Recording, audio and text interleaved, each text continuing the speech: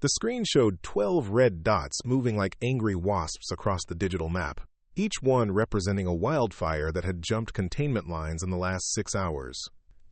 I watched from my corner desk as the emergency command center erupted into controlled chaos, voices overlapping in urgent coordination while the smell of burnt coffee mixed with the electric tension of too many people trying to solve an impossible problem. That's when Director Chen slammed his hand on the central table and announced the words that made everyone's blood run cold. "We've lost visual contact with Sector 7. Without drone reconnaissance, we're flying blind into a firestorm that's already claimed 3 evacuation routes." Before we jump back in, tell us where you're tuning in from, and if this story touches you, make sure you're subscribed, because tomorrow, I've saved something extra special for you.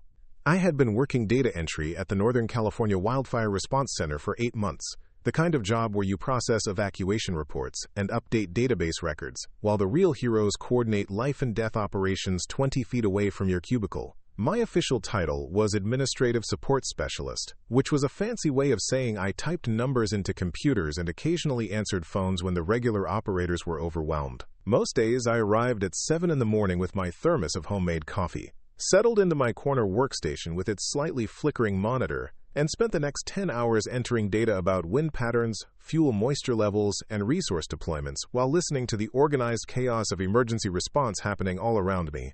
The Mendocino complex had been burning for 6 days when everything went sideways. What started as a routine lightning-sparked fire in the remote wilderness had exploded overnight into something that defied every prediction model and challenged every assumption about how wildfires behave. The flames had jumped Highway 101, crossed the Russian River, and were now threatening the town of Healdsburg with a ferocity that had veteran firefighters shaking their heads in disbelief. I had watched the situation deteriorate through the steady stream of reports crossing my desk, each update painting a progressively grimmer picture of a fire that seemed to be making its own weather and writing its own rules. The emergency command center occupied the entire second floor of a converted warehouse, its walls lined with massive displays showing satellite imagery, weather data, and real-time positions of every firefighting resource within a 100-mile radius. The centerpiece was a holographic projection table that rendered the fire's progression in 3 dimensions, allowing incident commanders to visualize how the flames moved through terrain and predict where they might go next. During normal operations, it was an impressive display of technological coordination. During crises like this one, it became the nerve center for decisions that would determine whether entire communities survived or burned. Director Chen was the kind of man who wore authority like a second skin, his silver hair always perfectly styled, despite spending 18-hour days coordinating emergency response operations. He had been managing wildfire incidents for 23 years, had seen fires that consumed entire counties and evacuations that displaced hundreds of thousands of people. His reputation for making impossible decisions under unthinkable pressure had earned him respect throughout the emergency management community. When Chen spoke, everyone listened, because his words carried the weight of experience earned through decades of successful crisis management. That morning, Chen stood at the projection table surrounded by his senior staff, his jaw tight, with the kind of controlled tension that comes from watching a situation spiral beyond conventional solutions. The holographic display showed the fire's current perimeter as a pulsing red boundary that seemed to be expanding even as we watched it. 12 separate ignition points had merged into a single massive conflagration that was generating its own wind patterns and throwing spot fires miles ahead of the main front. Traditional suppression tactics were proving inadequate against something that big and that unpredictable. "Our drone operators are maxed out," announced Maria Santos, the flight operations coordinator, her voice carrying the strain of someone who had been awake for 36 hours straight. "We've got 8 pilots running 12 birds, but we need eyes on at least 20 different sectors simultaneously. The fire's moving too fast and in too many directions for our current capacity." She gestured toward a bank of workstations where the drone operators sat hunched over their controls, multiple screens displaying aerial feeds from different sectors of the fire. Each operator was managing 1 or 2 drones, switching between feeds and trying to provide real-time intelligence to ground crews who needed current information to make tactical decisions. The bottleneck was becoming critical. Firefighting aircraft couldn't drop retardant without knowing current wind conditions and flame behavior. Ground crews couldn't advance without understanding where the fire was heading next. Evacuation coordinators couldn't make routing decisions without real-time information about which roads were still passable. Everything depended on having aerial reconnaissance, and the fire had grown beyond their ability to monitor it effectively with their current resources. Chen studied the tactical display with the focused intensity of someone trying to solve a puzzle where the wrong answer would cost lives. "How long to bring in additional operators from Sacramento?" he asked, though his tone suggested he already knew the answer wouldn't be what he wanted to hear. "Minimum 4 hours to get them here. Another 2 hours to brief them on our systems and get them operational," Santos replied. "Sir, we don't have 6 hours. This fire is going to overrun Healdsburg in 3 hours, unless we can coordinate a successful defense of the northern perimeter." The room fell into the kind of silence that happens when everyone understands the mathematics of disaster, but nobody wants to be the first person to say the obvious.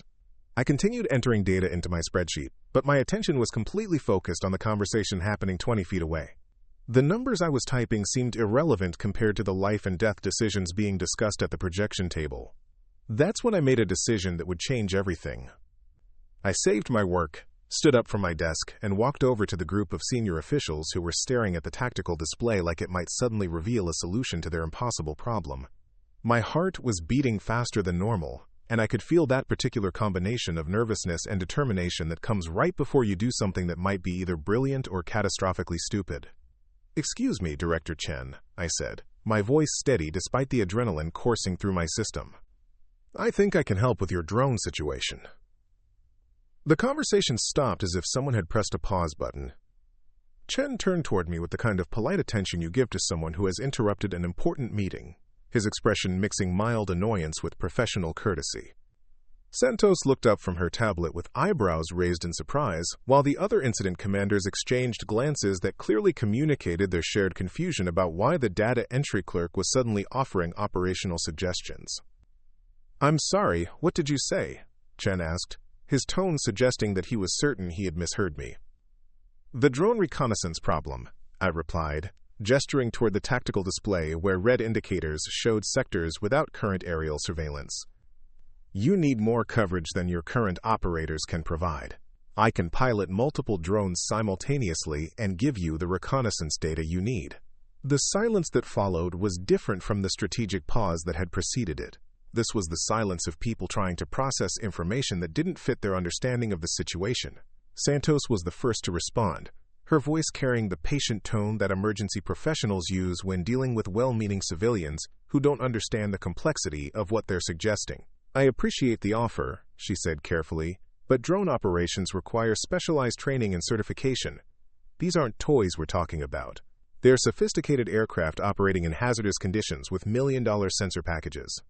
One mistake could result in a mid-air collision or equipment loss that would compromise our entire operation." Chen nodded in agreement, his expression shifting from polite attention to gentle dismissal. "Ms. Rodriguez," he said, reading my name from the ID badge clipped to my shirt. "This is a complex technical operation being performed under extreme conditions. Our operators have years of training and thousands of flight hours of experience. I'm sure you're trying to help, but this isn't something you can learn from watching YouTube videos." The other incident commanders were already turning back to their strategic discussion, clearly considering the interruption closed.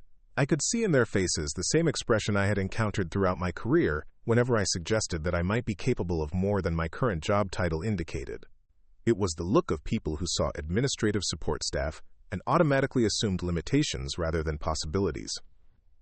"Director Chen," I said, my voice carrying more authority than it had before, "I'm not talking about basic recreational flying.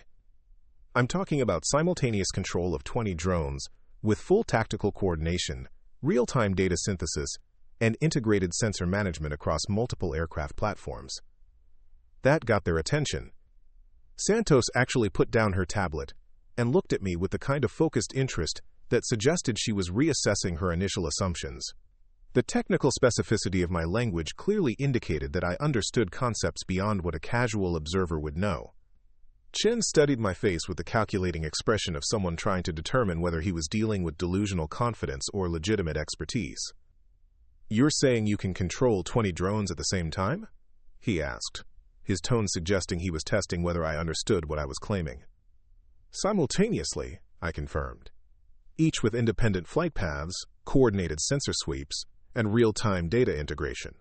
I can give you complete reconnaissance coverage of your entire fire perimeter with redundant monitoring of critical sectors and predictive positioning for spot fire detection. The room had gone completely quiet again, but this time the silence carried a different quality. Instead of dismissal, there was a growing sense that something unexpected might be happening. Santos leaned forward in her chair, her expression shifting from skeptical politeness to genuine curiosity. "What's your background?" she asked directly. "Where did you learn to fly drones?" I had been dreading this question since the moment I decided to step forward, because the honest answer would require explanations that I had spent 8 months trying to avoid. My current job was supposed to be a quiet refuge from a previous career that had demanded everything I had to give and left me with skills that I preferred not to discuss. But the tactical display was showing a situation that was deteriorating by the minute, and my personal preference for anonymity seemed less important than the lives that were at stake. "I flew reconnaissance missions for the 432nd Wing," I said finally, the words feeling strange after months of avoiding any mention of my military background. "Drone operations over Afghanistan and Iraq. Multi-platform coordination was my specialty." The effect of those words was immediate and dramatic. Santos straightened in her chair as if she had been electrically shocked, while Chen's expression shifted from skeptical dismissal to sharp attention. The other incident commanders stopped their side conversations and turned toward me with looks that suggested they were rapidly recalculating their assessment of the situation. "The 432nd Wing," Chen repeated slowly, his voice carrying the weight of someone who understood exactly what that designation meant. "Creech Air Force Base. You flew Predators?" "Predators, Reapers, and some platforms that don't have public designations," I replied, meeting his gaze directly. "I spent 4 years coordinating reconnaissance operations across multiple theaters, managing up to 30 aircraft simultaneously during high-intensity operations." Santos was already pulling up something on her tablet, her fingers moving rapidly across the screen as she accessed databases that contained information about military drone programs. After a moment, she looked up with an expression that mixed respect with amazement. "According to this, the 432nd Wing operates the most sophisticated drone coordination systems in the world," she said, her voice carrying newfound respect. "Their pilots manage more simultaneous aircraft than any other organization on the planet." Chen was studying me with the focused attention of someone reassessing everything he thought he knew about the situation. "Why are you working data entry if you have that kind of background?" he asked, the question carrying genuine curiosity rather than suspicion. It was a fair question, and one that I had been asking myself for the past 8 months. The simple answer was that after 4 years of managing life-and-death operations from a trailer in the Nevada desert, I had needed a job that didn't require making decisions that would determine whether people lived or died. Data entry had seemed like a safe refuge from the weight of that responsibility. But as I looked at the tactical display showing a fire that threatened thousands of lives, I realized that my attempt to avoid responsibility had been a luxury that the current situation couldn't afford. "Sometimes you need a break from making decisions that matter," I said simply. "But sometimes the decisions find you anyway." Chen exchanged glances with Santos, and I could see them having a silent conversation about whether they were willing to trust their operation to someone they had previously considered support staff. The tactical display continued to show red indicators spreading across sectors that lacked adequate reconnaissance coverage, while radio chatter filled the air with updates about ground crews requesting information that wasn't available. "This is highly irregular," Chen said finally, though his tone suggested he was already making calculations about irregular solutions to impossible problems. "You're not certified on our equipment, you're not part of our flight operations team, and frankly, we have no way to verify your claims about your capabilities." "Sir," I replied, my voice carrying the calm confidence that comes from absolute certainty about your own abilities. "Give me access to your drone control systems and 30 minutes to demonstrate what I can do. If I can't deliver the reconnaissance coverage you need, you've lost nothing but half an hour. If I can, you'll have the tactical intelligence necessary to coordinate an effective response to this fire." Santos was already standing up, her expression suggesting that she had moved past skepticism into operational planning mode. "Director, our current approach isn't working," she said urgently. We're going to lose Healdsburg unless we can coordinate simultaneous operations across multiple fronts. If there's any possibility that she can provide the reconnaissance coverage we need, we have to try it." Chen looked at the tactical display one more time, his expression reflecting the weight of command decisions that carried consequences beyond calculation. The red indicators continued to spread across the map like a digital infection, marking areas where the fire was advancing faster than their ability to track it. Ground crews were operating with incomplete information, aircraft were waiting for clearance that depended on reconnaissance data they didn't have, and evacuation coordinators were making routing decisions based on outdated intelligence. "Phillips," he called out to his operations coordinator, "clear Workstation 7 and get Ms. Rodriguez access to our drone control systems." He turned back to me with an expression that mixed hope with skepticism. "You have 30 minutes to show us what you can do. But understand this. If you crash one of our birds or interfere with ongoing operations, you'll be criminally liable for any consequences." I nodded once, accepting both the opportunity and the responsibility that came with it. "Understood, sir. You won't be disappointed." As I walked toward Workstation 7, I could feel the attention of everyone in the command center focusing on me, with the kind of intense scrutiny that comes when people are trying to determine whether they're witnessing a breakthrough or a disaster in the making. The drone control systems were more sophisticated than what I had used in the military, with multiple high-resolution displays and control interfaces that looked like they belonged in a science fiction movie rather than a converted warehouse. But the underlying principles were familiar, and I could feel the muscle memory of thousands of flight hours beginning to activate as I settled into the pilot's chair. The next few minutes would determine whether I was about to prove my capabilities or spectacularly demonstrate the dangers of overconfidence. But as I powered up the first drone and felt the familiar sensation of extending my senses through electronic eyes in the sky, I knew that I was exactly where I needed to be, doing exactly what I was meant to do. The fire was about to discover what happened when you challenged someone who had spent 4 years proving that the impossible was just another word for a problem that required creative solutions. The control interface came alive under my hands like an instrument I had been born to play. 3 massive displays flickered to full brightness, showing tactical overlays, sensor feeds, and flight management systems that were more advanced than anything I had used during my military service. The familiar weight of responsibility settled onto my shoulders as I began the startup sequence for the first drone, my fingers moving across the control surfaces with the automatic precision that comes from muscle memory built over thousands of hours of operation. "Falcon 1. Initiating pre-flight systems check," I announced, using the call sign displayed on the primary monitor. The words felt natural despite the months of silence, like speaking a language I had temporarily forgotten but never truly lost.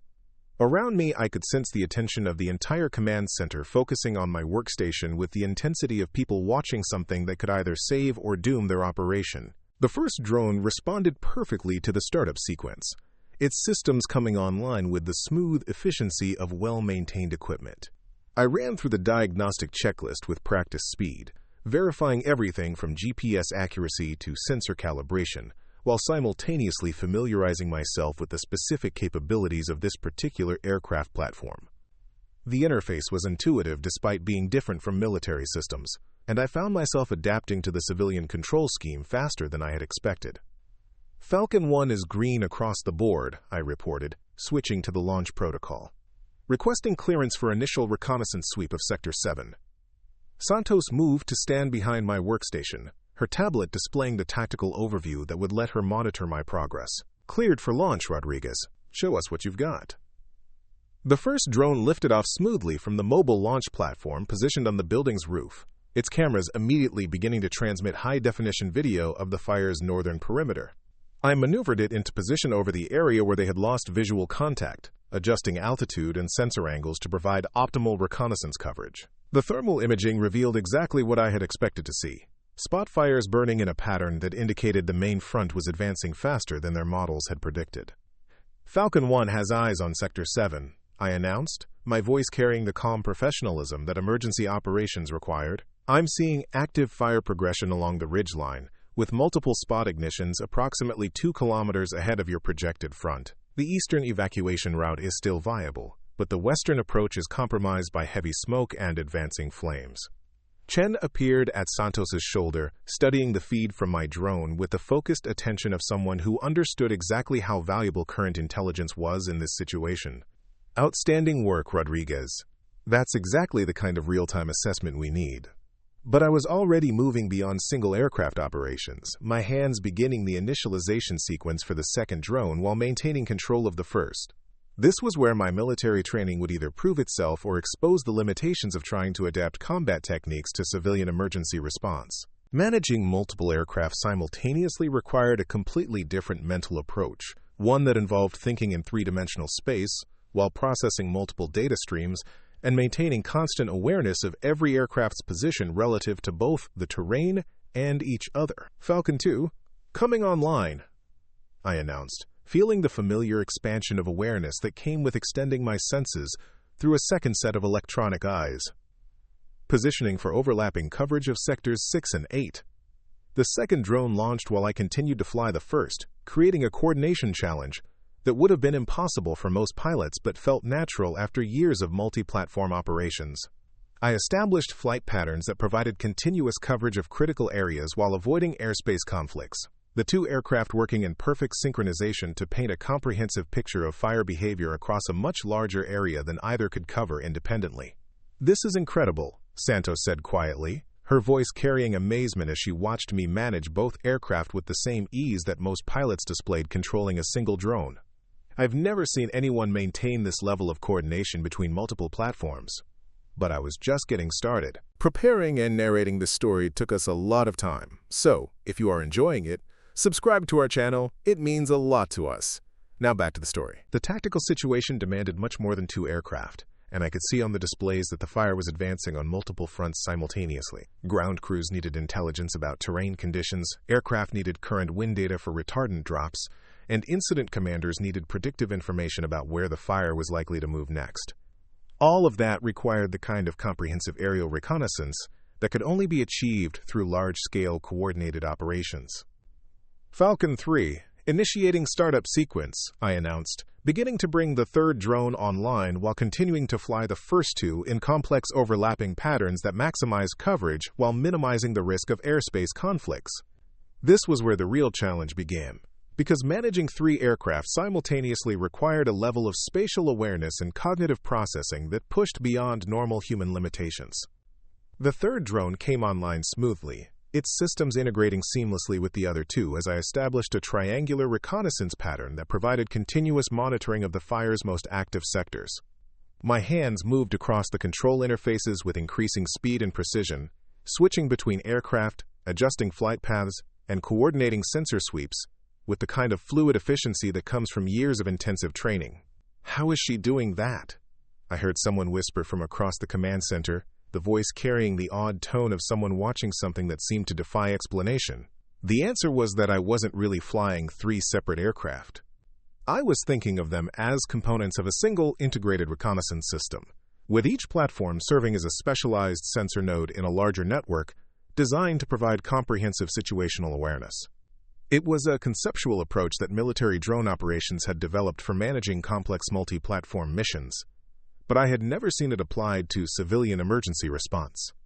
Falcon 4, coming online, I announced, expanding the network to include a fourth aircraft positioned to monitor the fire's southern flank. The cognitive load was increasing substantially, but I could feel myself settling into the mental state that multi-platform operations required.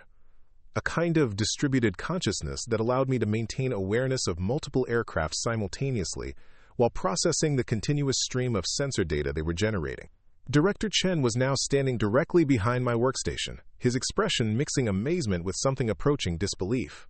"Rodriguez, what you're doing right now is beyond what our best operators can achieve with half that many aircraft. How are you managing the coordination?" "It's not coordination, sir," I replied. My attention split between the conversation and the continuous process of managing four aircraft in complex flight patterns. It's integration.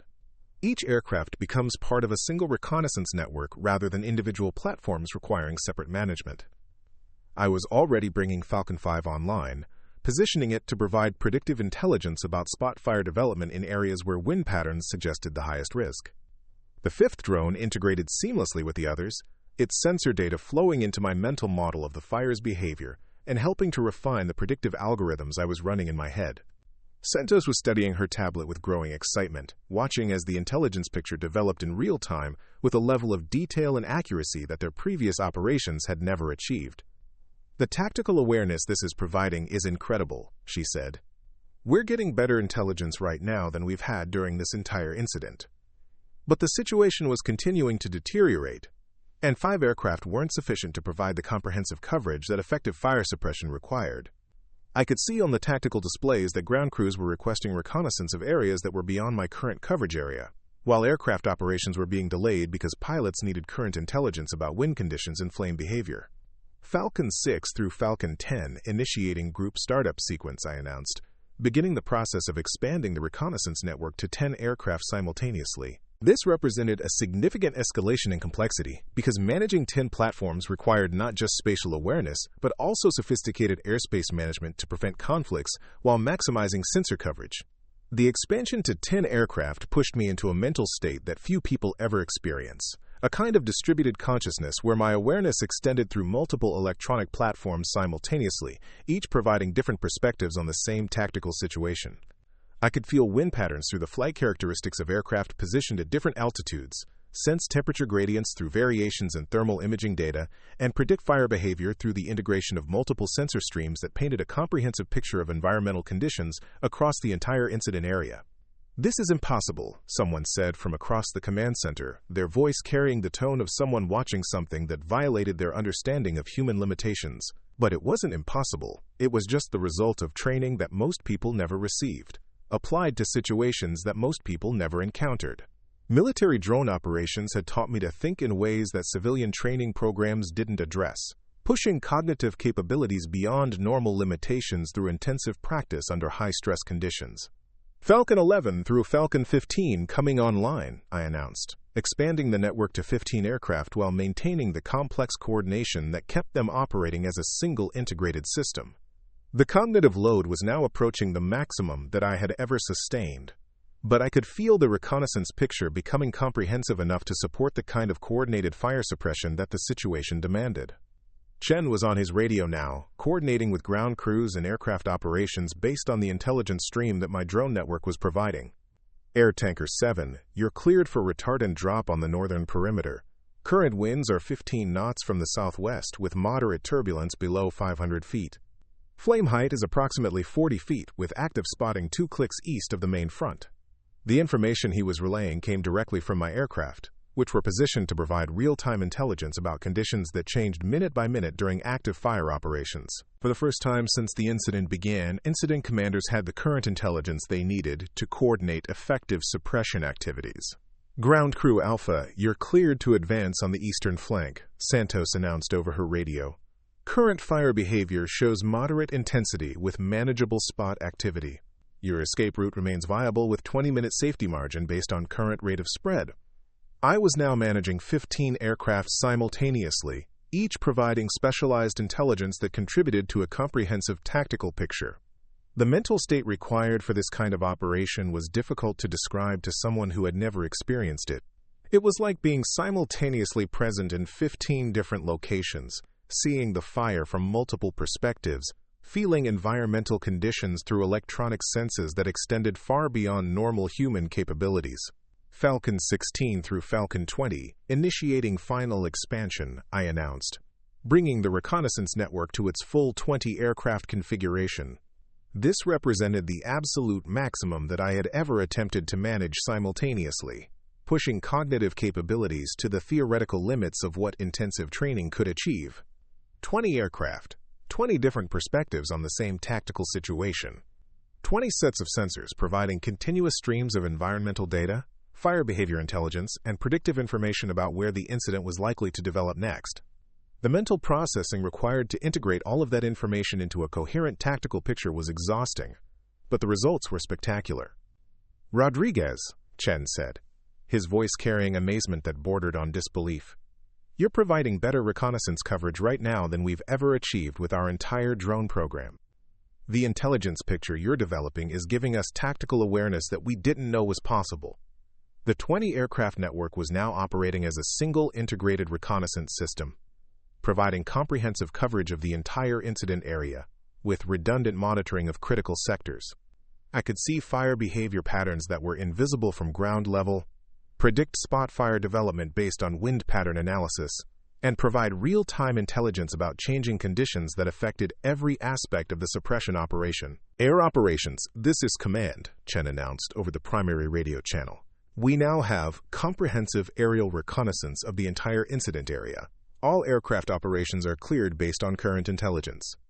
Ground crews, you have real-time fire behavior data for tactical decision-making. The effect on the overall operation was immediate and dramatic. Aircraft that had been waiting for clearance began coordinating retardant drops based on current wind and flame data. Ground crews advanced on multiple fronts with confidence that they had accurate intelligence about fire behavior and escape route viability.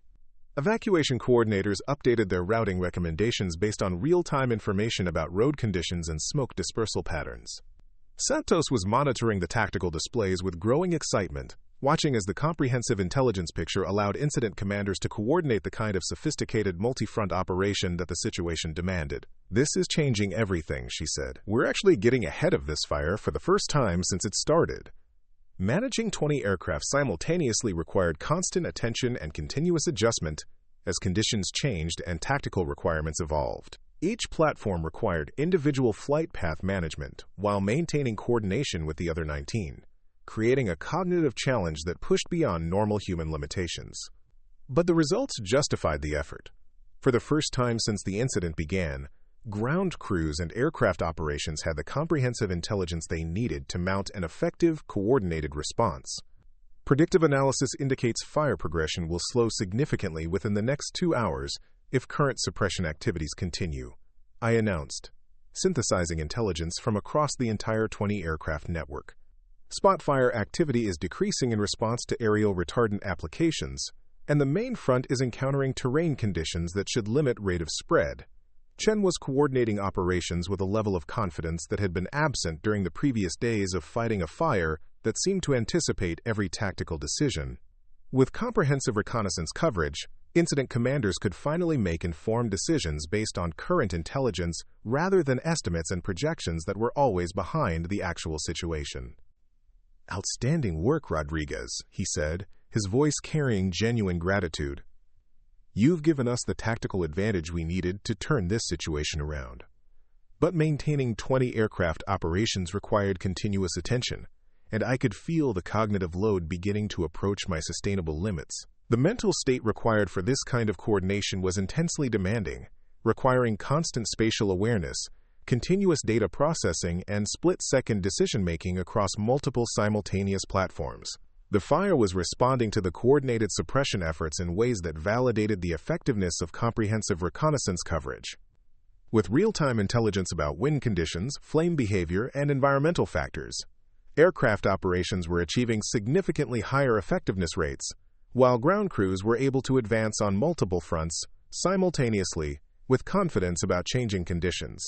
Command, this is Air Tanker 7, came the radio call that indicated the turning point in the entire operation. Retardant drop complete on northern perimeter. Fire behavior is moderating significantly in response to coordinated suppression activities. Requesting clearance for additional drops based on current intelligence. The 20-aircraft reconnaissance network had provided the comprehensive intelligence necessary to coordinate the kind of sophisticated multi-platform operation that complex wildfire suppression required. Instead of fighting blind against a fire that seemed to anticipate every tactical decision, incident commanders now had the real-time situational awareness they needed to stay ahead of changing conditions and coordinate effective responses. I maintained the 20-aircraft network for another hour, providing continuous intelligence support as ground crews and aircraft operations pressed their advantage against a fire that was finally responding to coordinated suppression efforts. The cognitive demand was exhausting, but the results were worth the effort. Comprehensive reconnaissance coverage had transformed an impossible tactical situation into a manageable emergency response operation. Finally, as fire behavior indicators showed that the main front had been successfully contained and spot fire activity had decreased to manageable levels, I began the process of scaling back operations to sustainable levels. 20 aircraft represented the absolute maximum of what intensive training could achieve, but 10 to 12 platforms could provide adequate coverage for ongoing monitoring and mop-up operations. Falcon 16 through Falcon 20 returning to base, I announced, beginning to reduce the network to more sustainable levels while maintaining coverage of critical areas. Transitioning to sustained operations with 15 aircraft configuration. The immediate crisis was over. The fire that had threatened to overrun Healdsburg was now contained and responding to coordinated suppression efforts. Ground crews were advancing on multiple fronts with confidence, aircraft operations were achieving high effectiveness rates, and evacuation coordinators were beginning to discuss the possibility of allowing residents to return to their homes. As I settled into managing the reduced reconnaissance network, I could feel the attention of everyone in the command center focusing on me with a new kind of intensity. They had watched me demonstrate capabilities that seemed to defy explanation, managing 20 aircraft simultaneously with precision that exceeded what their most experienced operators could achieve with individual platforms. The demonstration was complete.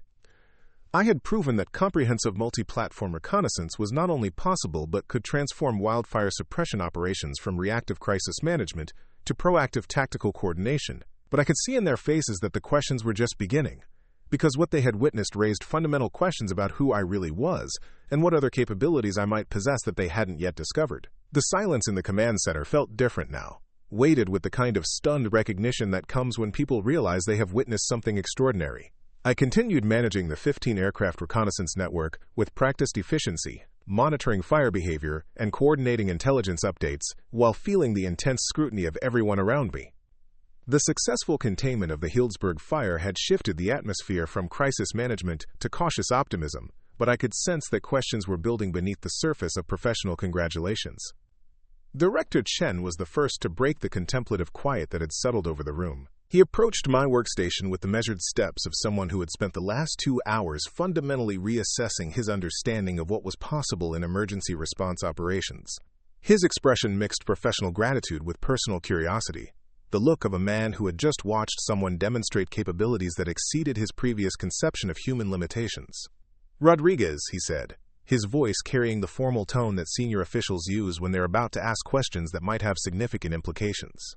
"I need to understand exactly what we just witnessed here. What you accomplished today goes beyond anything in our training manuals or operational protocols. That level of multi-platform coordination isn't something you learn from civilian drone certification programs." I continued monitoring the tactical displays while formulating my response, watching as ground crews advanced through sectors that had been inaccessible just hours earlier.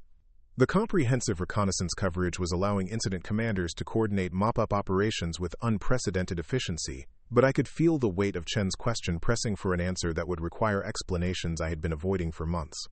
"Sir, I applied military reconnaissance techniques to civilian emergency response," I replied, keeping my tone neutral and professional.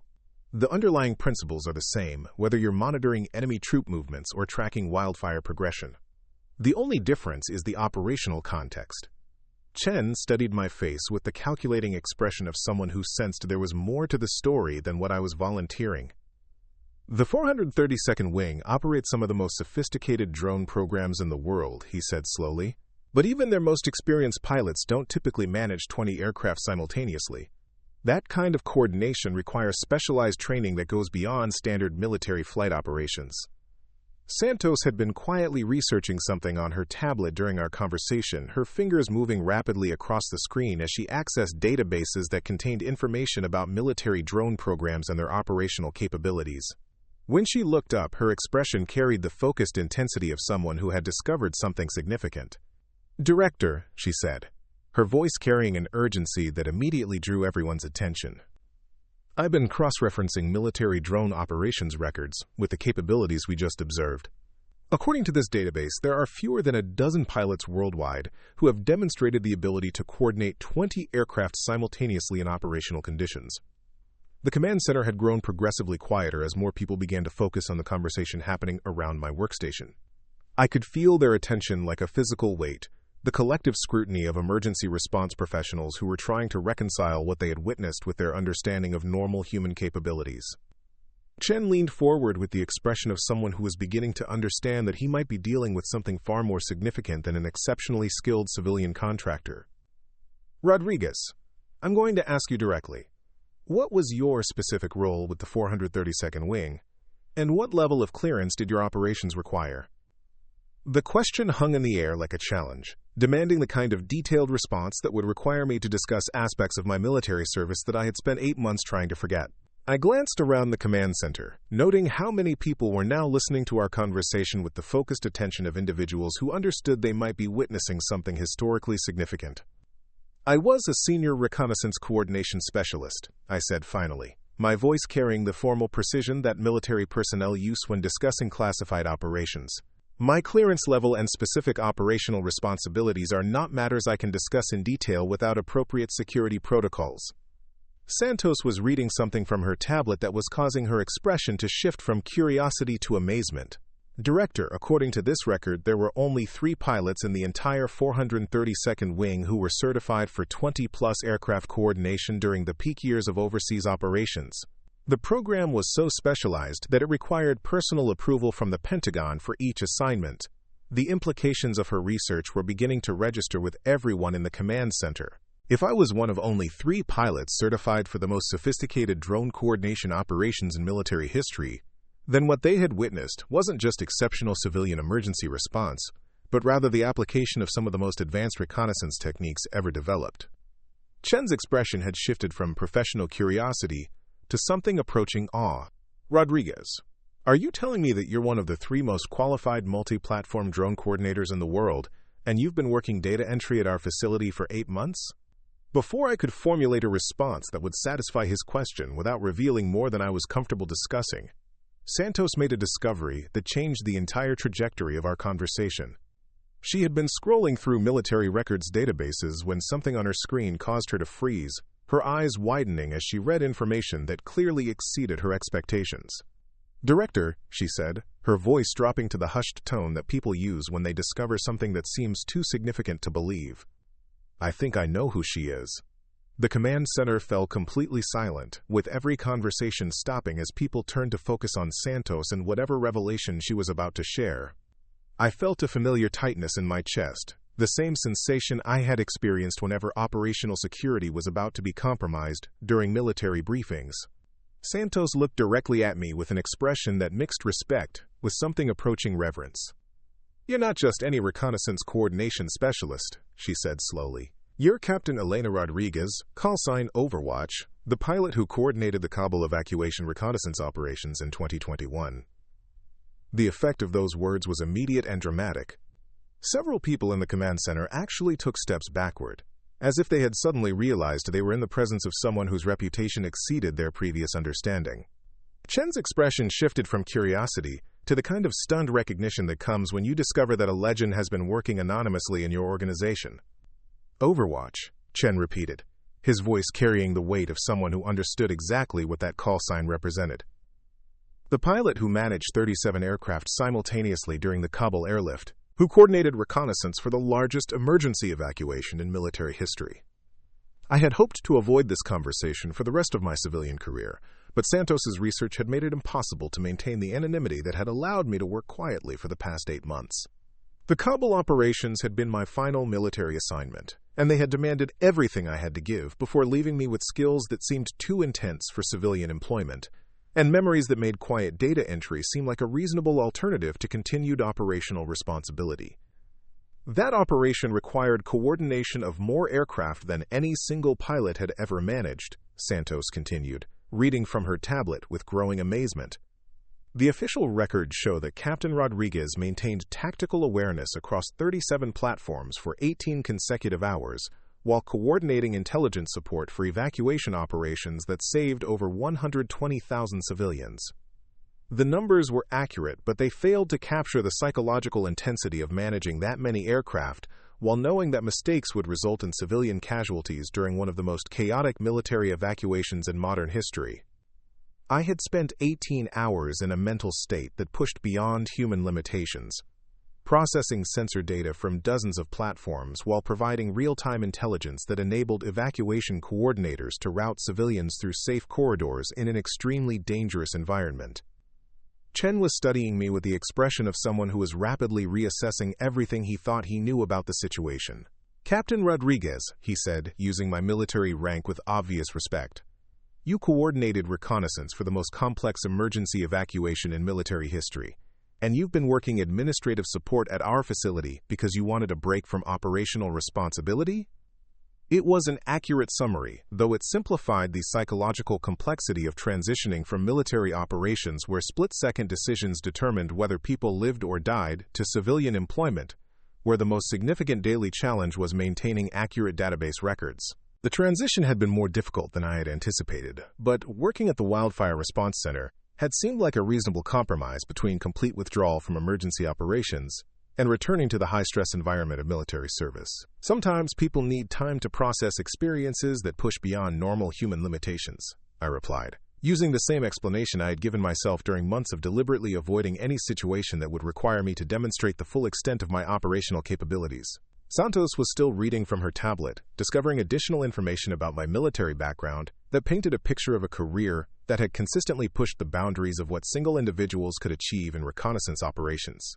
According to this record, Captain Rodriguez also coordinated intelligence support for Hurricane Maria relief operations in Puerto Rico, managing 23 aircraft for 72 consecutive hours to provide real-time damage assessment that enabled FEMA to coordinate the most effective disaster response in agency history. The Puerto Rico operations had been different from military combat missions but equally demanding in their own way, requiring sustained focus while processing intelligence about infrastructure damage, civilian displacement, and resource requirements across an entire island devastated by a Category 5. The cognitive demands of managing that many platforms for 3 consecutive days had pushed me to the absolute limits of what intensive training could achieve. She also provided reconnaissance coordination for the Camp Fire incident in Paradise, California, Santos continued, her voice carrying growing amazement as she discovered the full scope of my civilian emergency response background. Managed 15 aircraft for 48 hours while coordinating intelligence that enabled the evacuation of over 50,000 residents. That operation had been my introduction to civilian wildfire response, and it had convinced me that emergency coordination skills developed in military contexts could be effectively applied to domestic disaster situations. But it had also demonstrated that civilian emergency response could be just as psychologically demanding as military operations, with the same life-and-death consequences for decisions made under extreme time pressure. Chen was now looking at me with the expression of someone who had discovered that a world-class surgeon had been working as a hospital janitor by choice rather than necessity. Captain Rodriguez, with your background and capabilities, you could write your own ticket with any emergency response organization in the world. Why are you working data entry when you have demonstrated skills that could revolutionize how we approach large-scale disaster coordination? It was a fair question, and one that I had been asking myself with increasing frequency as I watched emergency response operations that could have been significantly improved through the application of techniques I had learned during military service. The honest answer was that I had been trying to find a balance between using my skills constructively and avoiding the psychological intensity that came with operational responsibility for life-and-death decisions. Sir, I've spent the last decade making decisions where mistakes meant people died, I said finally, my voice carrying the weight of memories that were still too recent to discuss without emotional intensity. Working data entry allowed me to contribute to emergency response operations without carrying the responsibility for tactical decisions that determine whether people live or die. The explanation seemed to resonate with everyone in the command center, particularly the senior officials who understood the psychological demands of emergency response leadership, but I could see in their expressions that they were also beginning to understand the implications of having someone with my background and capabilities working in their organization. Rodriguez, Chen said, his voice carrying the formal tone that senior officials use when they're about to make significant policy decisions. Based on what we witnessed today and your demonstrated background, I am prepared to offer you a senior position in our Flight Operations Division, Deputy Director of Reconnaissance Coordination, with authority to develop multi-platform programs based on your military experience. The offer was generous and represented exactly the kind of recognition that most people would have considered a significant career advancement. Captain, with respect, your capabilities could transform emergency response operations nationwide. Don't you feel obligated to share what you know with people who could benefit from your experience? It was a thoughtful question that addressed the ethical implications of possessing specialized knowledge while choosing not to apply it systematically. But it also reflected a misunderstanding about the psychological costs of sustained high-intensity operations and the value of maintaining the option to contribute expertise without accepting permanent responsibility for outcomes. I am sharing what I know, I replied, gesturing toward the tactical displays that still showed the comprehensive reconnaissance coverage that had enabled successful fire suppression. When situations require capabilities that I can provide, I step forward and do what needs to be done. But effective emergency response requires many different types of contributions, and not all of them need to come from people in leadership positions. Chen was nodding slowly, his expression suggesting that he was beginning to understand my perspective, even if he didn't entirely agree with my decision to avoid advancement opportunities. "Rodriguez, I respect your choice to maintain your current position," he said finally. "But I want you to know that whenever we face situations that require your specialized capabilities, you'll have complete authority to coordinate whatever resources are necessary." It was exactly the kind of arrangement that I had hoped for. The opportunity to contribute specialized skills when they were needed, without accepting permanent responsibility for operational leadership. The Wildfire Response Center would benefit from having access to advanced reconnaissance techniques during major incidents, while I could continue working quietly during normal operations without the psychological intensity of sustained command responsibility. "That's acceptable, sir," I replied, feeling a sense of relief that we had found a solution that allowed me to contribute my capabilities without returning to the high-stress environment of permanent operational leadership. "I'm always available when situations require multi-platform coordination or advanced reconnaissance techniques." Santos was still processing the conversation with the expression of someone who was trying to reconcile her assumptions about career advancement with the reality of someone who preferred useful work over prestigious recognition. "Captain, can I ask what you plan to do tomorrow? I mean, do you just go back to data entry, like nothing happened?" It was an honest question that reflected the difficulty most people had understanding why someone would choose ordinary work over extraordinary recognition. But as I looked around the command center at the tactical displays showing successful fire suppression operations, and the faces of people who had watched advanced reconnaissance techniques transform an impossible situation into a manageable emergency response, I realized that the question answered itself. "Tomorrow I'll come in at 7, make coffee, and start processing evacuation reports," I said simply. The same routine I've followed for 8 months, because that's the work that needs to be done when we're not managing major incidents. Chen smiled for the first time since I had met him, his expression reflecting appreciation for an attitude that prioritized contribution over recognition. "Rodriguez, I think we're going to get along just fine," he said. "And I have a feeling that this won't be the last time we benefit from your willingness to step forward when situations demand specialized capabilities." Over the following weeks, word of the Healdsburg operations spread through the emergency response community, with the kind of organic efficiency that military bases and civilian agencies share when significant innovations are demonstrated. The story evolved slightly in the telling, with some versions focusing on the technical aspects of 20 aircraft coordination, while others emphasized the dramatic contrast between my daily routine and my operational capabilities. I returned to my regular data entry responsibilities with the same quiet consistency I had maintained before the incident, arriving each morning with my thermos of coffee and spending my days processing reports while listening to the routine operations happening around me.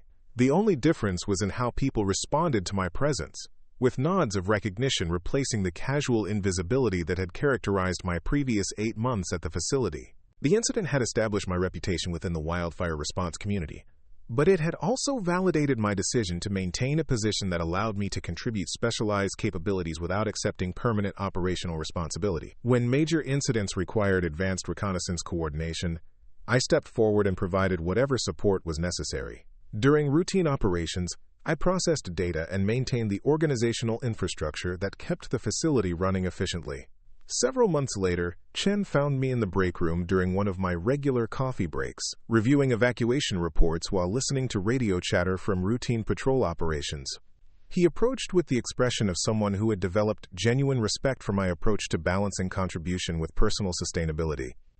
"Rodriguez, I've been thinking about our conversation after the Healdsburg incident," he said, settling into the chair across from me with the comfortable familiarity that had developed between us. "I wanted you to know that your approach to service has influenced how I think about leadership and operational responsibility." I looked up from the reports I had been reviewing, curious about what aspects of our working relationship had prompted his reflection. "How so, sir?" "Most people assume that the highest contribution comes from the highest profile positions," he replied thoughtfully. "But watching you work has convinced me that sometimes the most valuable service comes from people who are willing to do whatever needs to be done, whether that means processing data or coordinating 20 aircraft, without needing recognition or advancement as motivation." It was an astute observation that reflected his understanding of the philosophy that had guided my transition from military service to civilian employment. Effective organizations required people who were willing to contribute their capabilities based on situational needs rather than personal ambitions, and the willingness to work quietly during routine operations was just as important as the ability to provide specialized expertise during emergencies. "Sir, I've learned that the mission matters more than the position," I replied, using the same principle that had guided my military service and continued to influence my civilian career. Sometimes the mission requires advanced reconnaissance coordination, and sometimes it requires accurate data entry. Both contributions are necessary for effective emergency response. Chen nodded with the expression of someone who had gained insights about leadership through observing how exceptional individuals chose to apply their capabilities. "Rodriguez, I want you to know that this organization is better because of your approach to service. Your willingness to step forward when needed while working quietly when not needed has set a standard that I hope other people will follow." As he returned to his office and I resumed reviewing evacuation reports, I reflected on how the past months had validated my decision to seek a balance between using my capabilities constructively and maintaining psychological sustainability. The Wildfire Response Center had provided exactly the kind of environment I had been looking for. Opportunities to contribute specialized skills when they were needed, combined with routine work that allowed me to remain engaged with emergency response without the sustained intensity of permanent operational leadership. The radio chatter continued in the background, carrying updates about weather conditions and resource positioning that would be processed into the databases I maintained during normal operations. It was useful work that contributed to the organizational infrastructure that made effective emergency response possible, and it required the same attention to detail and commitment to accuracy that more dramatic operations demanded. Some people measure success through recognition and advancement, while others find satisfaction in contributing their capabilities effectively, regardless of visibility or acknowledgement. The past months had taught me that both approaches were necessary for effective emergency response, but that personal fulfillment came from aligning my contributions with my psychological capacity rather than external expectations about how exceptional capabilities should be applied. As I finished reviewing the evacuation reports and prepared to return to my regular data entry routine, I realized that I had found exactly what I had been looking for when I accepted a position that seemed beneath my qualifications: the opportunity to serve effectively while maintaining the psychological balance that made sustained contribution possible. Whether that meant processing databases or coordinating 20 aircraft simultaneously, the goal remained the same: doing whatever work needed to be done as effectively as possible, without requiring recognition or advancement as motivation. Tomorrow, I would arrive at 7 with my thermos of coffee, settle into my corner workstation, and continue contributing to emergency response operations through whatever combination of routine data management and specialized reconnaissance coordination the situation required. Because sometimes the most important service comes not from people who seek the spotlight, but from those who are willing to work effectively regardless of whether anyone is watching. 3 years passed before the next situation arose that demanded the full extent of my capabilities. I had settled into a comfortable rhythm at the Wildfire Response Center, processing reports during routine operations and occasionally providing multi-platform coordination during significant incidents.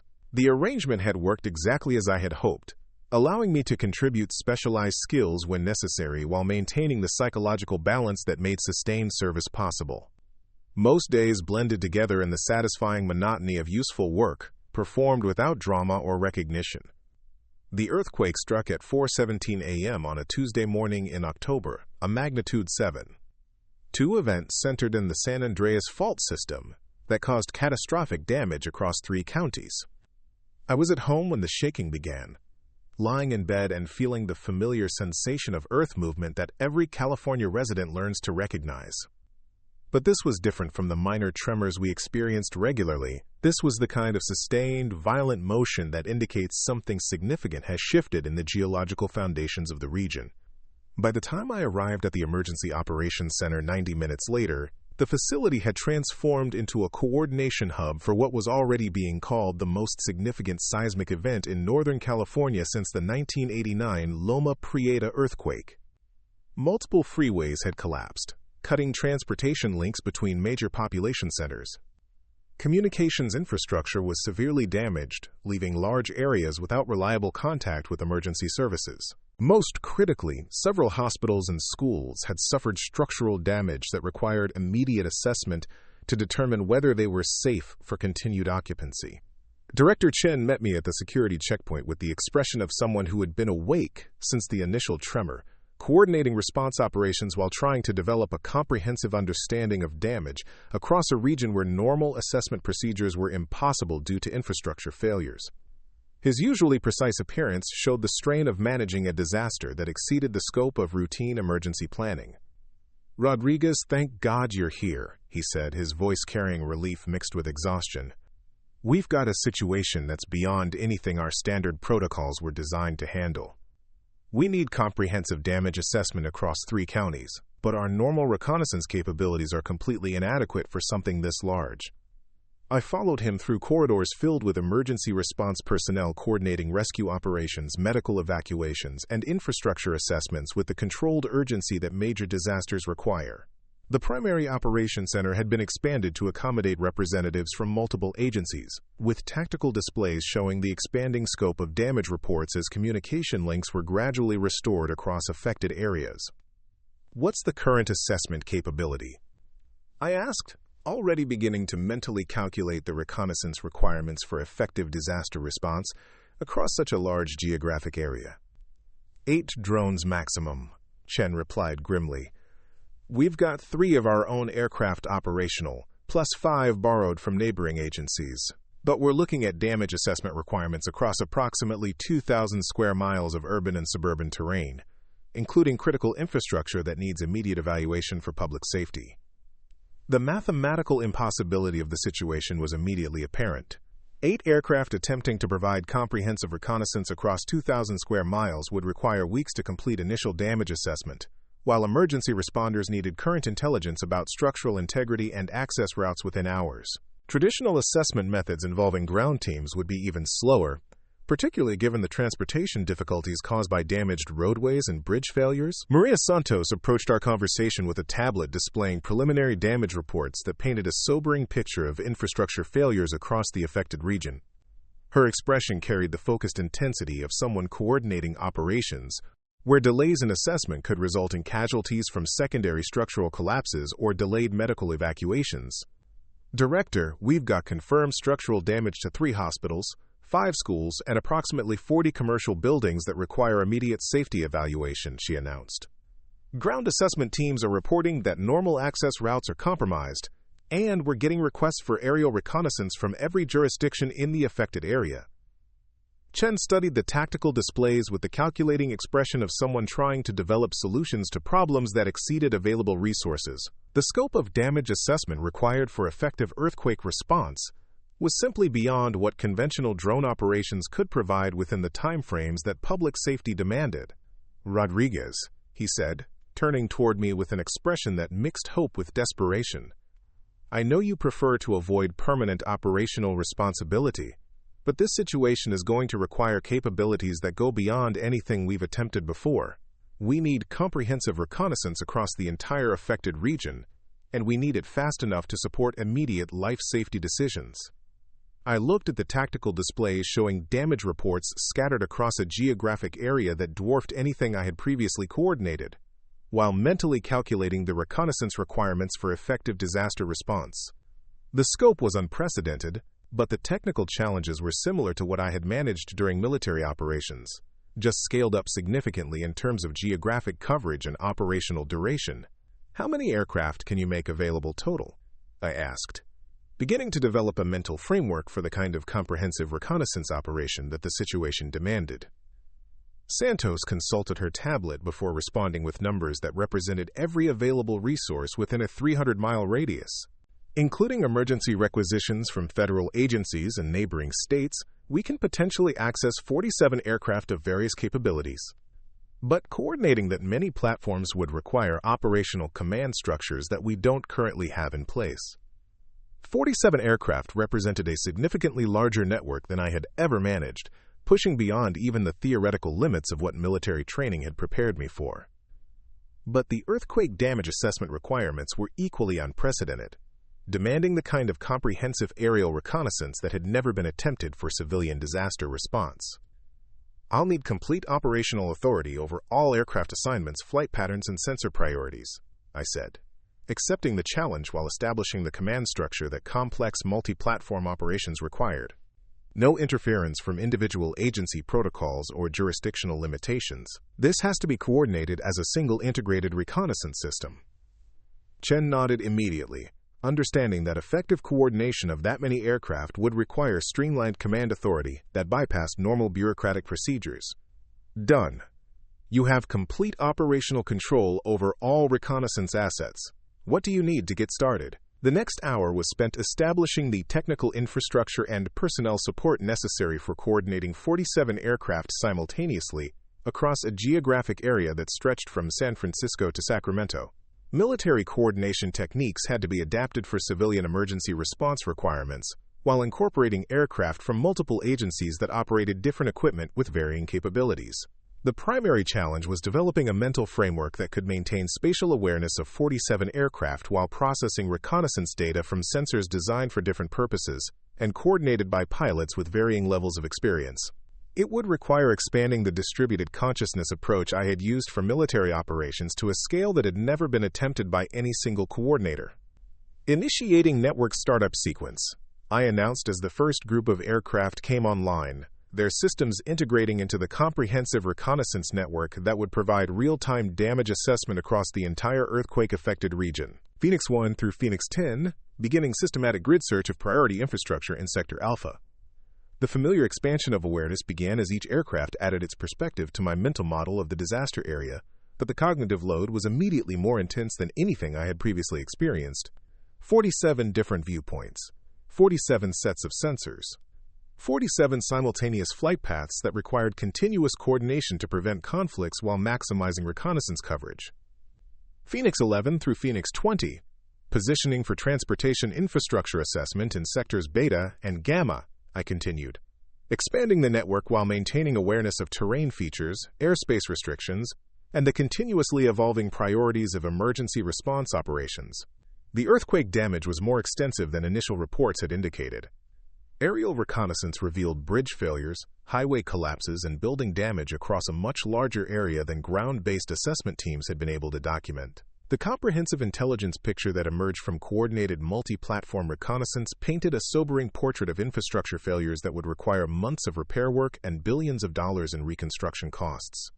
Phoenix 21 through Phoenix 30, initiating medical facility assessments, I announced, directing aircraft toward hospitals and clinics where structural integrity evaluations were critical for determining whether continued operations were safe. Priority focus on critical care facilities and emergency surgical capabilities. Managing 47 aircraft simultaneously required a mental state that pushed beyond the theoretical limits of human cognitive capacity. The distributed consciousness approach that had worked for 20 aircraft operations had to be expanded to accommodate more than twice as many platforms, each requiring individual attention while contributing to a comprehensive reconnaissance picture that enabled coordinated disaster response. Phoenix 31 through Phoenix 40, expanding coverage to residential areas with reported structural damage, I continued, extending the network to its maximum configuration while maintaining the complex coordination necessary to prevent airspace conflicts. Phoenix 41 through Phoenix 47, establishing perimeter reconnaissance for ongoing seismic monitoring. The complete 47 aircraft network provided reconnaissance coverage that had never been achieved for civilian disaster response, enabling emergency coordinators to develop a comprehensive understanding of earthquake damage within hours, rather than the weeks that traditional assessment methods would have required. Real-time intelligence about structural integrity, transportation access, and resource requirements allowed incident commanders to coordinate rescue operations, medical evacuations, and infrastructure repairs with unprecedented efficiency. Command, this is Phoenix Network Actual, I announced over the primary coordination frequency, using military communication protocols adapted for civilian emergency response. Comprehensive damage assessment complete for primary infrastructure. Transmitting prioritized repair and evacuation recommendations based on structural integrity analysis and life safety requirements. The intelligence picture that emerged from 47 aircraft revealed damage patterns that were invisible from ground level, but critical for understanding how the earthquake had affected regional infrastructure systems. Bridge approaches that appeared stable from road level showed stress fractures that could cause catastrophic failure if subjected to heavy traffic. Buildings that had survived the initial tremor displayed foundation damage that made them unsafe for continued occupancy. Water treatment facilities had suffered damage that compromised service to entire communities. Director Chen was coordinating response operations based on reconnaissance intelligence that provided the most comprehensive disaster assessment in the history of California emergency management. Ground teams were directed to priority locations based on aerial analysis of structural damage. Medical evacuation helicopters received real-time intelligence about landing zone safety and access route viability. Infrastructure repair crews were deployed based on systematic assessment of critical system failures and repair prioritization. Rodriguez, the intelligence you're providing is transforming how we approach large-scale disaster response, Chen announced over the coordination frequency. We're able to coordinate more effective operations in the first 12 hours than we typically achieve during entire disaster response cycles. But maintaining 47 aircraft coordination for extended periods required sustained mental effort that approached the absolute limits of human cognitive capacity. The distributed consciousness necessary for managing that many platforms simultaneously was exhausting in ways that were difficult to describe to people who had never experienced the cognitive load of multi-platform operations.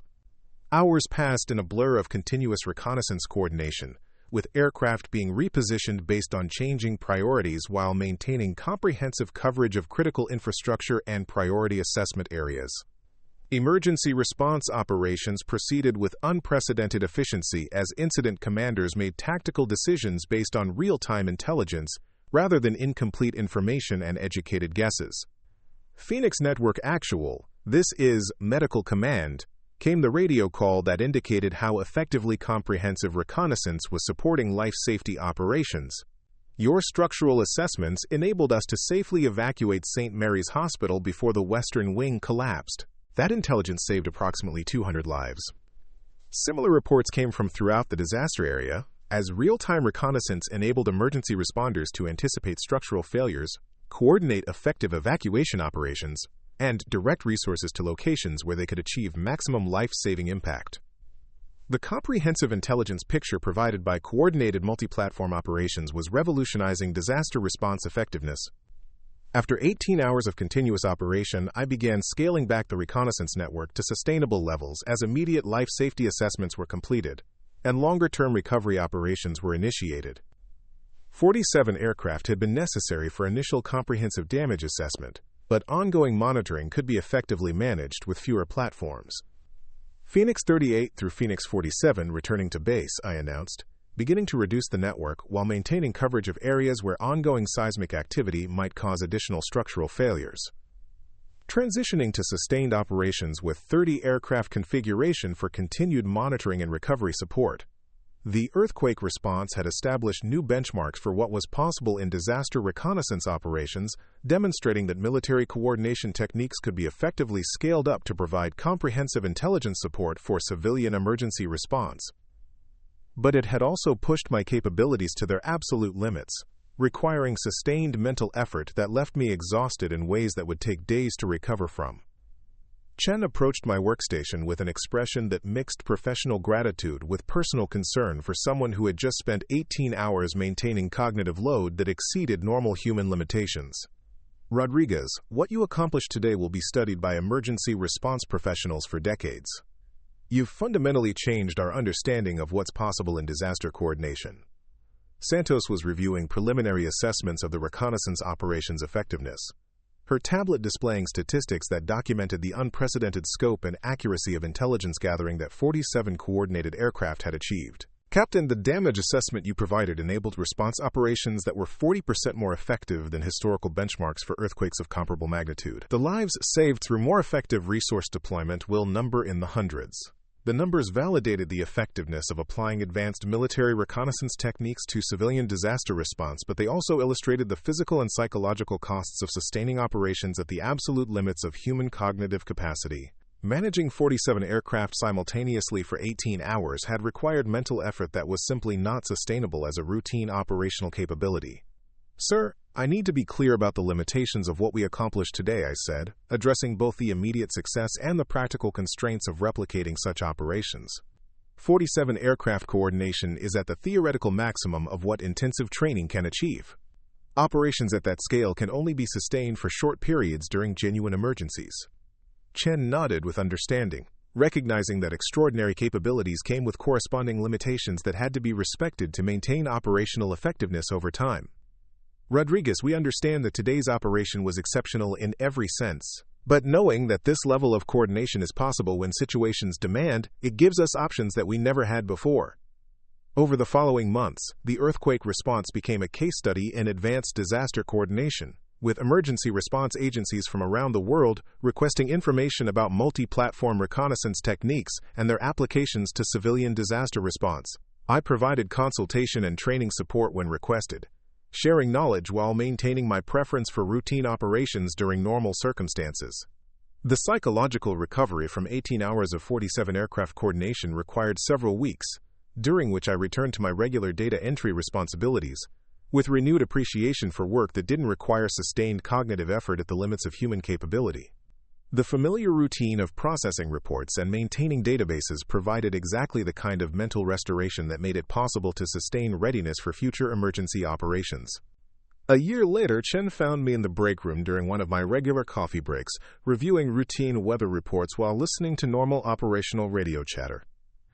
He approached with the expression of someone who had spent considerable time reflecting on the implications of advanced capabilities and their applications to emergency response operations.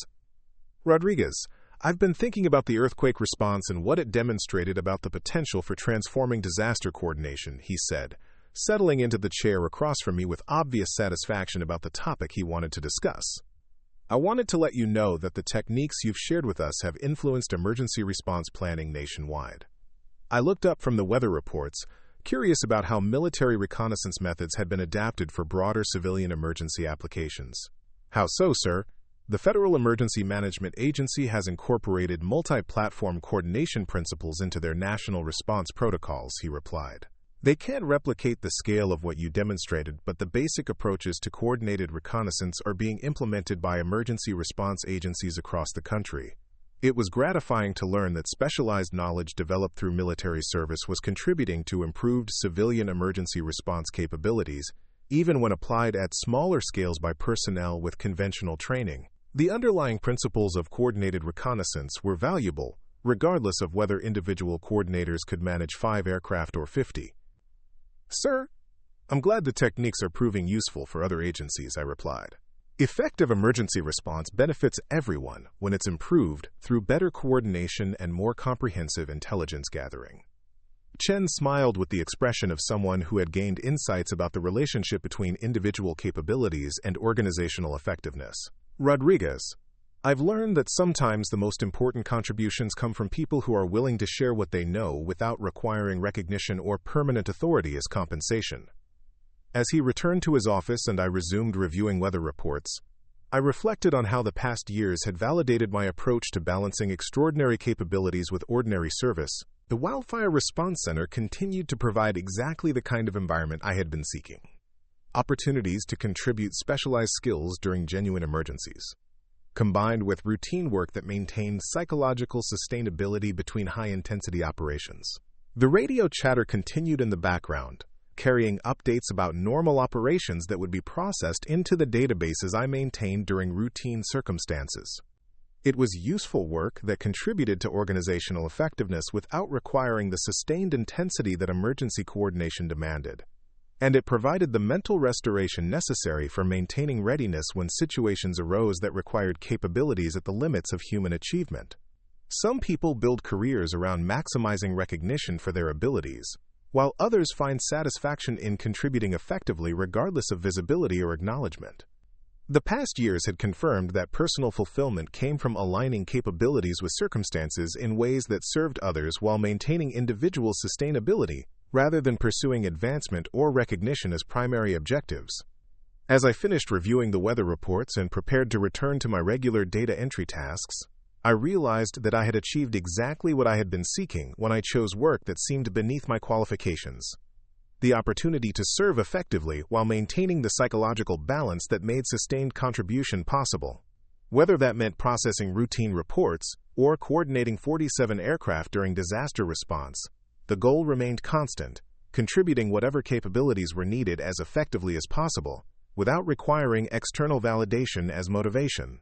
Tomorrow, I would arrive at 7 with my thermos of coffee, settle into my corner workstation, and continue supporting emergency response operations through whatever combination of routine administration and extraordinary coordination the situation required. Because the most valuable service often comes from people who are prepared to do whatever work needs to be done, whether anyone notices or not, and who understand that true effectiveness comes from matching capabilities to circumstances, rather than seeking circumstances that maximize recognition for capabilities. 5 years had established a rhythm that felt sustainable and meaningful. The Emergency Operations Center had become my professional home in ways that transcended simple employment, offering the perfect balance between using specialized capabilities when needed and maintaining psychological equilibrium during routine periods. I had processed thousands of reports, coordinated dozens of emergency responses, and gradually developed a reputation throughout the emergency management community as someone who could be counted on to step forward when situations demanded exceptional coordination skills.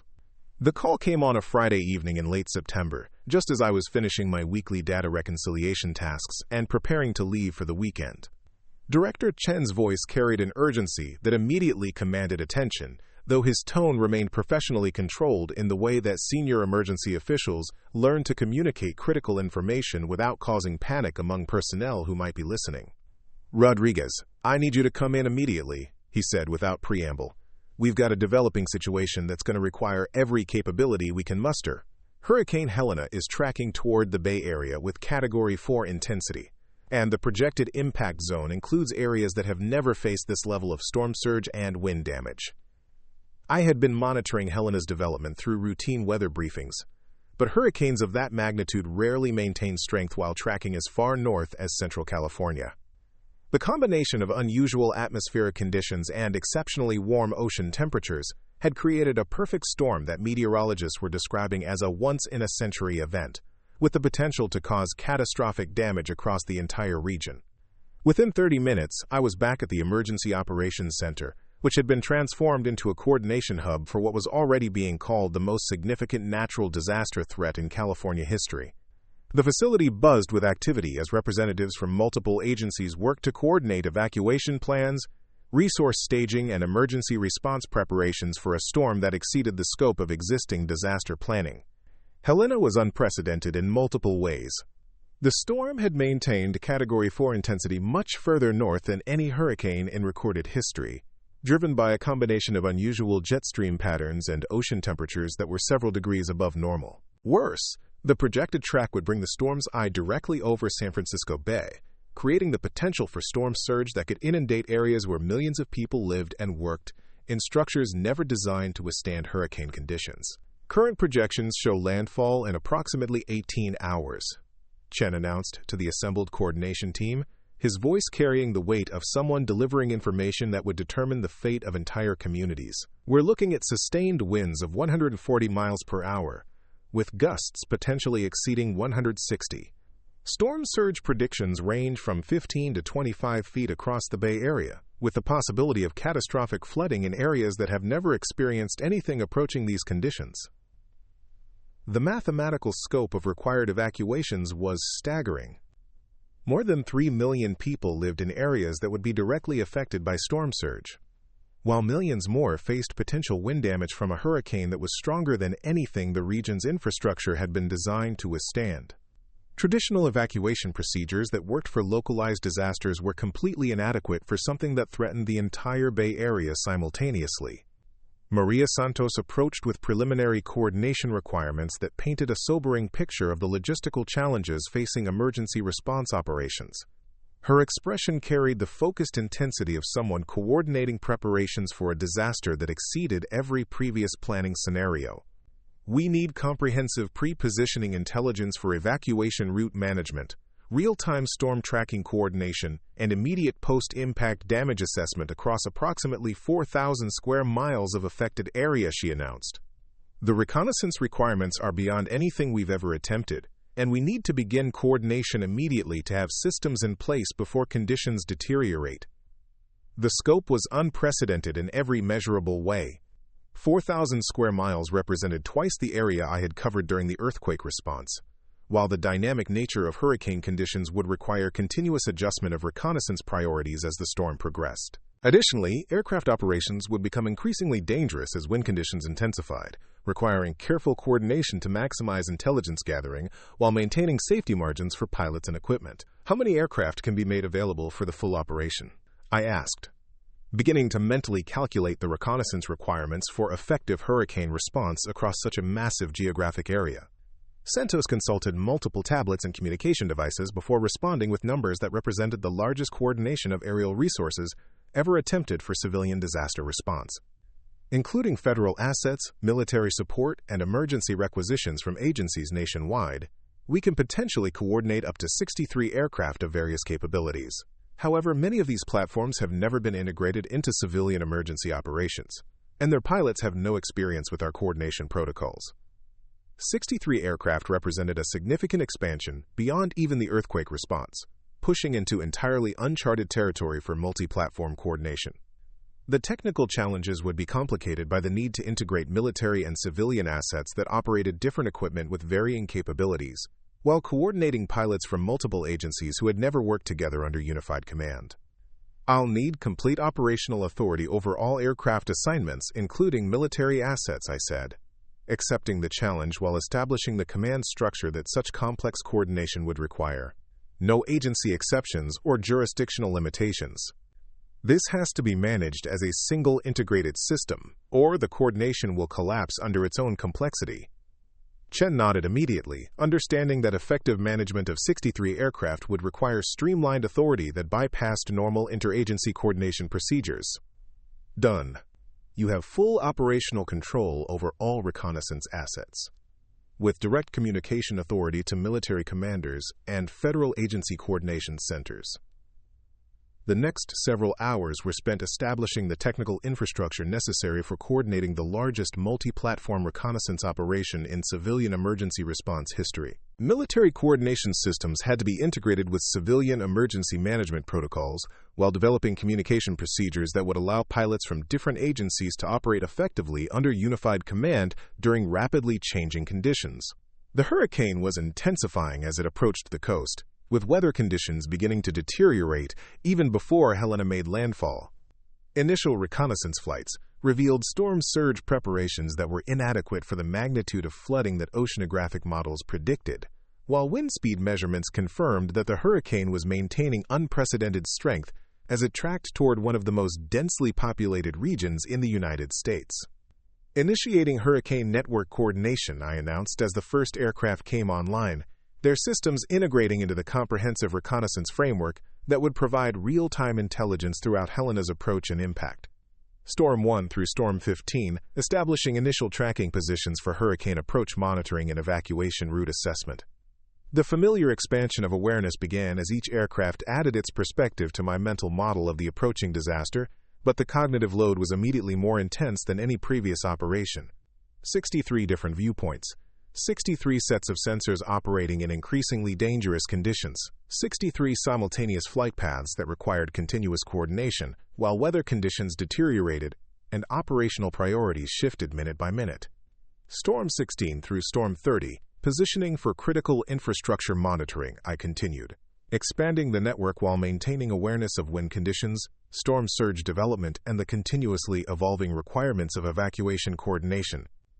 Priority focus on transportation systems, power distribution, and emergency services facilities.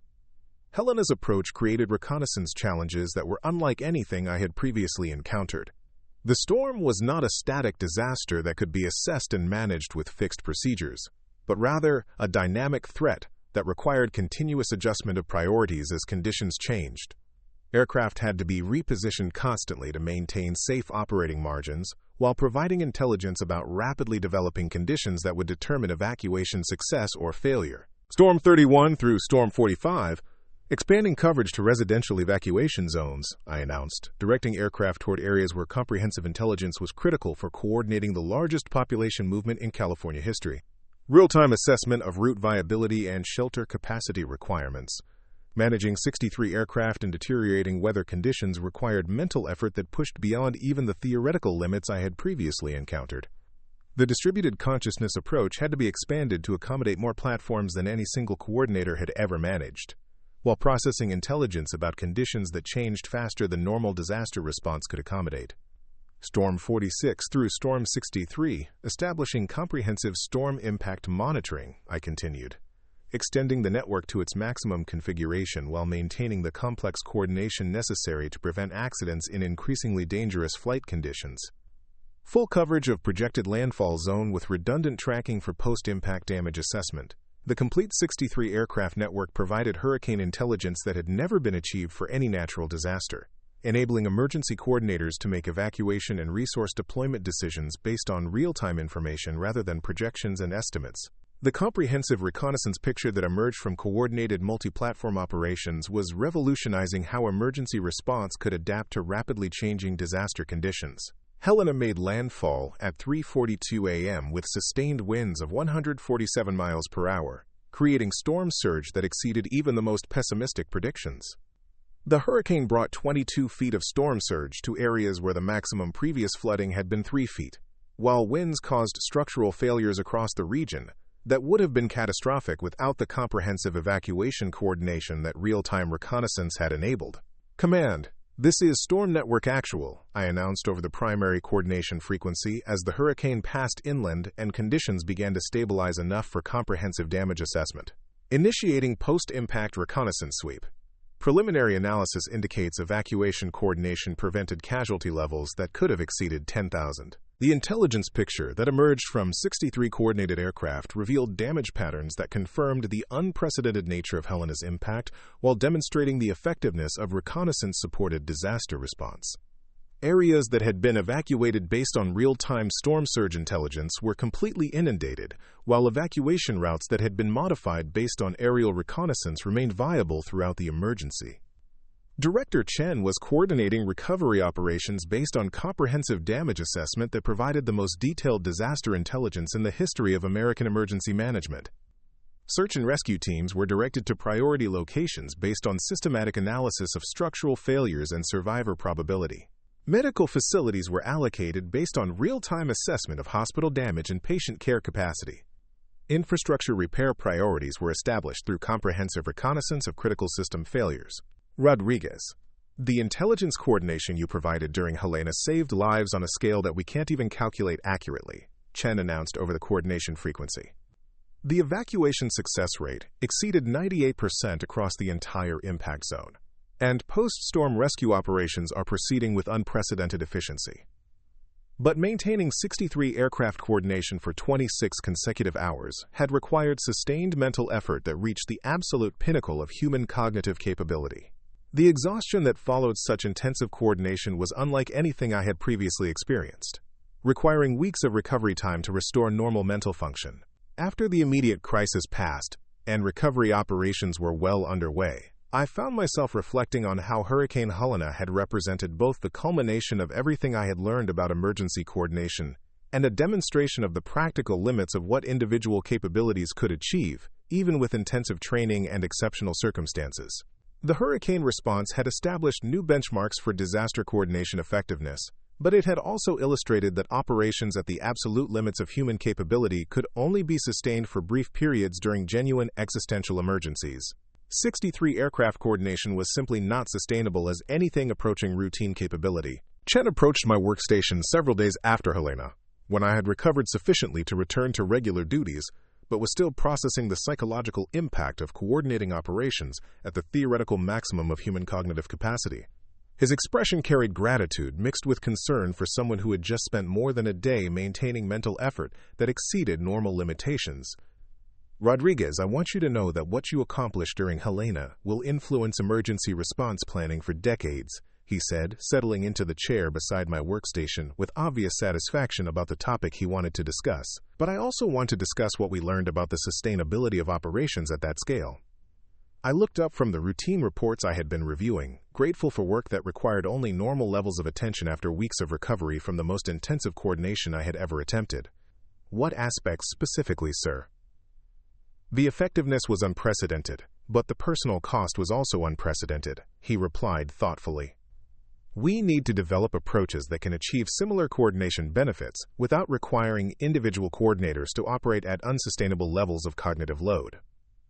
It was an astute observation that addressed the fundamental challenge of applying advanced capabilities to civilian emergency response. While military operations could occasionally demand performance at the absolute limits of human capability, civilian emergency management needed sustainable approaches that could be maintained over time by personnel who weren't willing or able to accept the psychological costs of extreme performance. Sir, I think the answer lies in developing team-based coordination approaches that distribute the cognitive load across multiple specialists, I replied, having spent considerable time during my recovery thinking about how advanced reconnaissance techniques could be made more sustainable and widely applicable. Instead of one coordinator managing 60 aircraft, we could develop systems where teams of coordinators manage smaller networks that integrate into comprehensive coverage. Chen nodded with interest, recognizing that sustainable approaches to advanced coordination would be more valuable for routine emergency response than individual capabilities that could only be applied during extreme circumstances. That makes sense. We could train teams of coordinators to work together using the techniques you've developed, creating surge capacity that doesn't depend on exceptional individual performance. Santos joined our conversation with information about how Hurricane Helena's coordination techniques were being studied by emergency response agencies nationwide and the implications for improving disaster response capabilities across the country. Her expression carried excitement about the potential for transforming emergency management through better coordination approaches. Captain, the Federal Emergency Management Agency wants to establish a national training program based on the coordination techniques you demonstrated during Helena, she announced. They're proposing to develop team-based approaches that could provide similar reconnaissance capabilities without requiring individual coordinators to operate at unsustainable levels. The proposal represented exactly the kind of sustainable application of specialized knowledge that I had hoped would result from demonstrating advanced coordination techniques during major disasters. Instead of depending on exceptional individual performance, emergency response could be improved through systematic training that made advanced techniques available to teams of normally qualified personnel.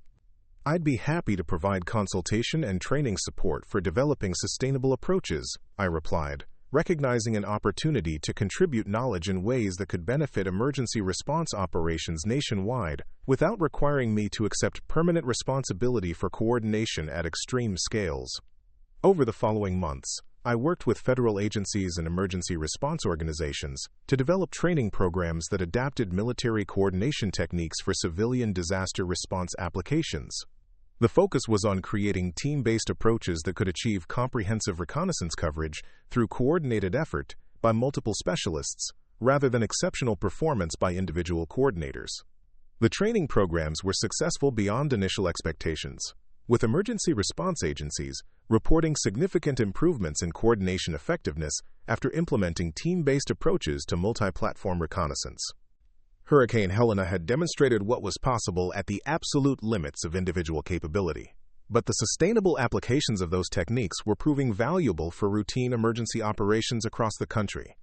A year after Helena, I was back to my familiar routine of data entry and occasional emergency coordination, but with the satisfaction of knowing that specialized knowledge developed through military service was contributing to improved civilian emergency response capabilities nationwide. The balance between extraordinary capabilities and ordinary service had proven sustainable and meaningful in ways that exceeded my initial expectations.